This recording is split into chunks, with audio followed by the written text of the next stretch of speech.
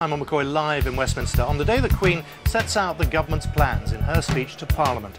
This year's Queen's speech, which covers a 2-year period instead of the usual 1 year, finally went ahead after it was postponed following the Grenfell Tower Block fire. No golden carriage and no horses.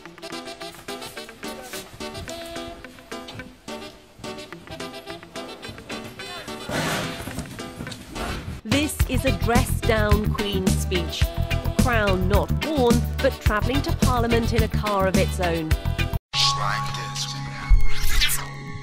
Like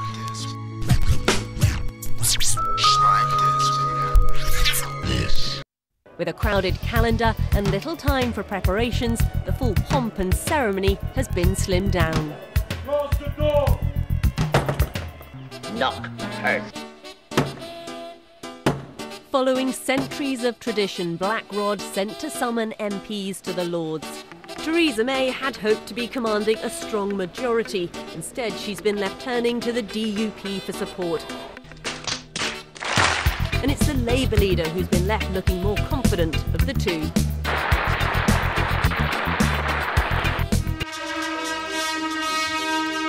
The Duke of Edinburgh, normally a constant at the Queen's side, today ill in hospital as Her Majesty delivered the Queen's speech for the 64th time.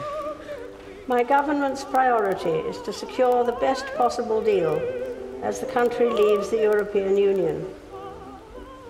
My ministers are committed to working with Parliament, the devolved administrations, business and others to build the widest possible consensus on the country's future outside the European Union. The United Kingdom is leaving the European Union. Brexit is the central theme. 8 bills devoted to the complex process of pulling out of the EU, covering areas like immigration, agriculture and trade. My government will seek to maintain a deep and special partnership with the European allies and to forge new trading relationships across the globe. EU trade policy is successful because it's one of the areas where the Union speaks with one voice. But this is a moderated version of Theresa May's manifesto. No mention of Tory plans to expand grammar schools and controversial proposals to overhaul social care funding reduced only to a consultation.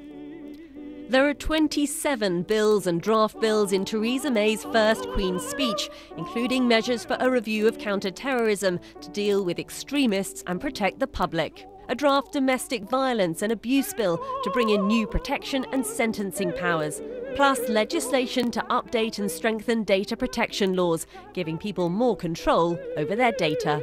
The Queen's speech itself